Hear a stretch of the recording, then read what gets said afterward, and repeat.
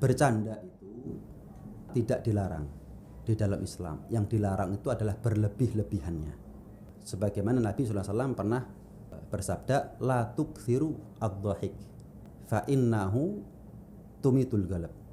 Jangan banyak tertawa. Nabi tidak melarang tertawanya, tapi yang dilarang adalah banyak tertawanya. Kenapa? Karena banyak tertawa itu juga mematikan hati. Nabi juga melarang kita untuk banyak makan, banyak tidur, dan lain sebagainya. Bukan yang dilarang makan dan tidurnya, banyaknya, overnya ini yang berlebihan. Ini yang pertama. Jadi siapapun kita, apapun status sosialnya kita, ketika kita bercanda itu ya harus ada normanya, harus ada batas yang kita jaga. Jangan sampai kita ini melukai perasaan orang lain, mengenai privasinya orang lain, dan lain sebagainya. Siapapun, sekalipun komedian, tetap panduannya adalah agama seharusnya. Jadi komedian sekalipun, ya, komika sekalipun, ketika akan bercanda tetap mereka harus belajar. Memangnya luput urusan seperti ini dari agama Islam? Urusan jongkok di kamar mandi aja kita diatur kok. Bagaimana mungkin kita berbicara dengan atau berinteraksi secara sosial dengan orang-orang di sekitar kita dengan candaan nggak diatur dalam Islam? Diatur. Cuman masalahnya kadang-kadang orang tuh bercanda dengan mindsetnya sendiri, bikin aturan sendiri seolah-olah Islam nggak ngatur.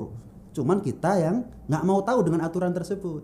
Nabi juga bercanda, sahabat juga bercanda, tapi mereka bercandanya pakai aturan Islam, bukan aturan yang dibuat oleh komedian yang sifatnya relatif, bisa benar bisa tidak. Tapi kalau aturan Islam sifatnya absolut, sifatnya mutlak. Bagi seorang muslim wajib meyakini apa yang Allah atur melalui lisan mulia Nabi Muhammad SAW itu adalah absolut, itu adalah mutlak, benar.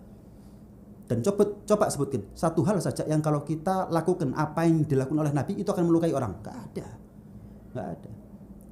Itu gambarannya. Siapapun kita, apapun status sosialnya kita dalam bercanda, ya kita harus punya ilmunya dulu lah, pelajari dulu.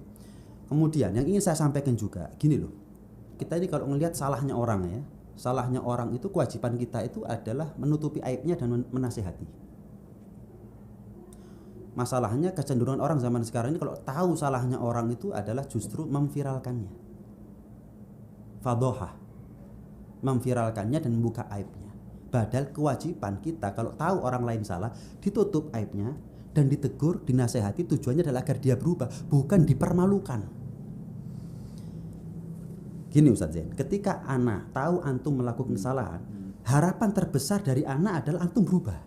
Itu harapan terbesar. Kira-kira yang logis yang mana? Ana permalukan antum sehingga antum berubah, atau ana nasihati antum secara personal sehingga antum berubah?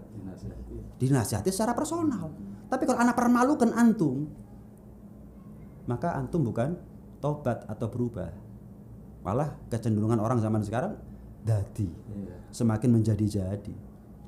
Jadi itulah yang kadang-kadang kita ini terbawa arus dengan apa yang ada di medsos. Terbawa arus dengan apa yang di medsos. Dianggap itu lumrah. Memviralkan kesalahan orang itu dianggap lumrah. Dianggap hal yang wajar, dianggap hal yang normal. Padahal itu adalah kalau dalam pandangan Islam kesalahan yang fatal. Itu kesalahan yang fatal. Dan menariknya adalah ketika seorang yang dikatakan ahli ilmu melakukan kesalahan, yang bahagia adalah ahli maksiat. Seolah-olah mereka mendapatkan legitimasi akan kesalahannya mereka.